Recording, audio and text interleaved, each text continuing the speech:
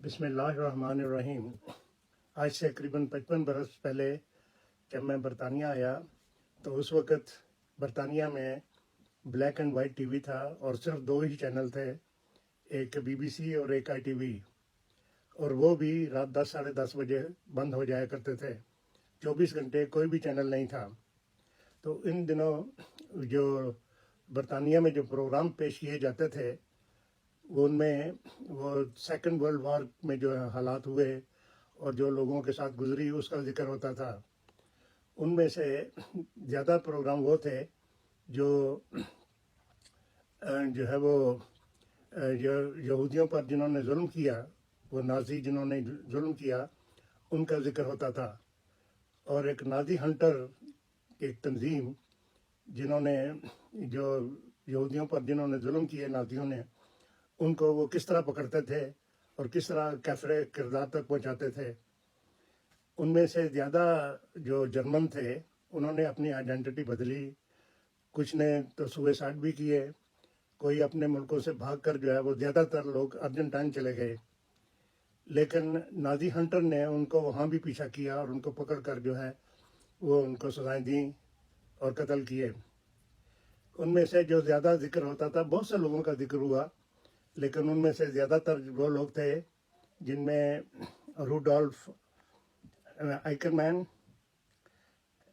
Klaus बाबी, Joseph Mengal, Heinrich हिंडला, ये नाम थे जिनको उन्होंने जाकर पकड़ा और काफिर किरदार तक पहुंचाया। और उन्होंने एक भी नाजी आदमी को जिन्होंने उन पर जुल्म किया था उनको ज़रूर पकड़ा और उनको सजा दी या उनको मार दिया गया। हालांकि जो न्यूरमबर्ग में जो उनका ट्रायल हुआ उनमें से अक्सरों को तो फांसी दे दी गई। कुछ लोग जो थे वो अपनी आइडेंटिटी छुपाने में कामयाब हो गए। उनमें से सबसे ज़्यादा नाम जो है वो कर्ट वाल्डहाइम का है, जो 1942 से लेकर 1945 तक जो है वो हिटलर की नाजी फौज में रहा। वो अपना आइडेंटिटी छुपाने में कामयाब हो गया और यहाँ तक कि वो 1972 से लेकर 1981 तक यूनाइटेड नेशन का सेक्रेटरी जनरल भी रहा। और फिर बाद में 1986 से लेकर 1991 तक वो जो है ऑस्ट्रेलिया का सदर भी रहा। इस माने में उन्होंने उन्हें खोज लगाया और पता लगा लिया कि ये हिटलर की नाजी फौज में जो है वो अफसर था। तो उसको पकड़ने की कोशिश की गई, लेकिन वो जो है वो जो ऑस्ट्रेलिया का सदर था इसलिए उन पर हाथ ना डाल सके।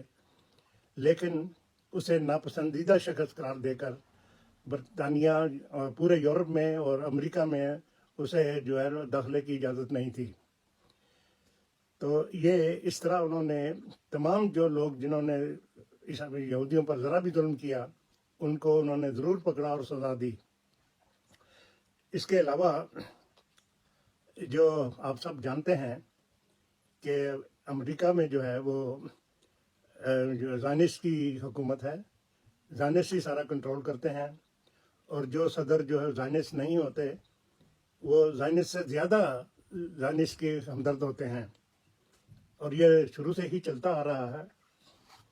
तो वो ये यहूदी जो हैं वो जो इसराइल के लिए ज़रा भी ख़तरा हो उसको जो है वो उसके घर में जाकर मारते हैं, और उसको जो है वो अगर मुल्क हो तो उसको मुल्क का ही बेड़ा गर्क कर देते हैं।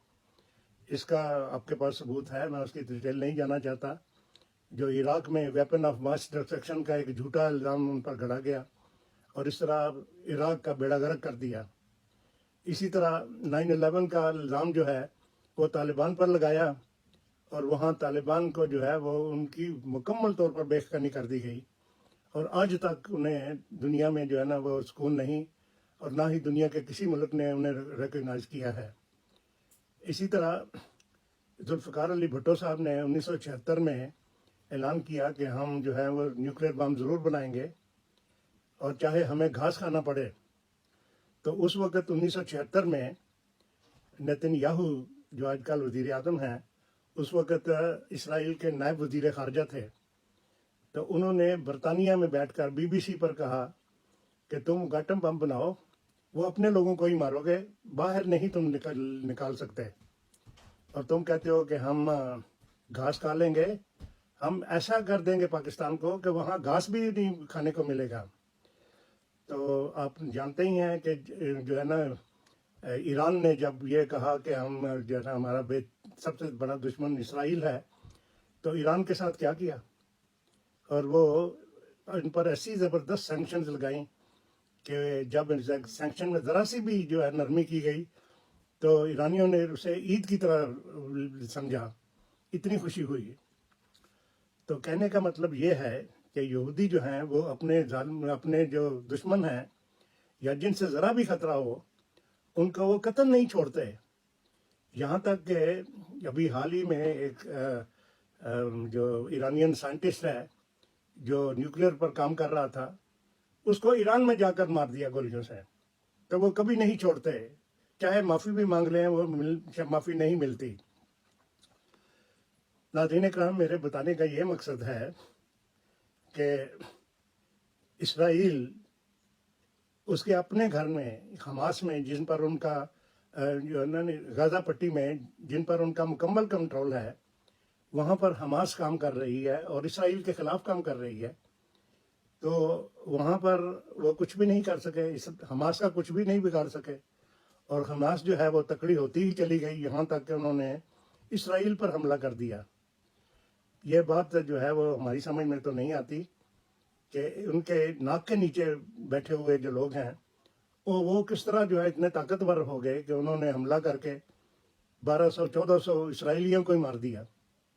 یہ بات سمجھ میں نہیں آتی، اور حماس والوں کا کوئی زیادہ نقصان نہیں ہوا، اور اسٹریٹجی کے مطابق کچھ نے تو مرنا ہی تھا، لیکن حماس والوں کو کتنے کو مارا اس کا جو ہے نا کوئی بھی پتہ نہیں۔ یہ تو پتہ ہے کہ غزہ پٹی میں جو ہے وہ 12,000 آدمی جو ہیں جو مار چکے ہیں، ان میں سے اکثریت بچوں اور عورتوں کی ہے، اور حماس والوں کے متعلق کوئی پتہ نہیں کہ کتنے مرے ہیں، ان کو کہتے ہیں وہ چھپے ہوئے ہیں۔ اور سب سے بڑی بات یہ ہے کہ جو ہے وہ حماس کا جو ہیڈ ہے اسماعیل ہنیہ، وہ جو ہے وہ غزہ پٹی سے نکل کر آج کل جو ہے وہ قطر میں بیٹھا ہوا ہے اور دوسرے مسلم لیڈروں سے مل رہا ہے۔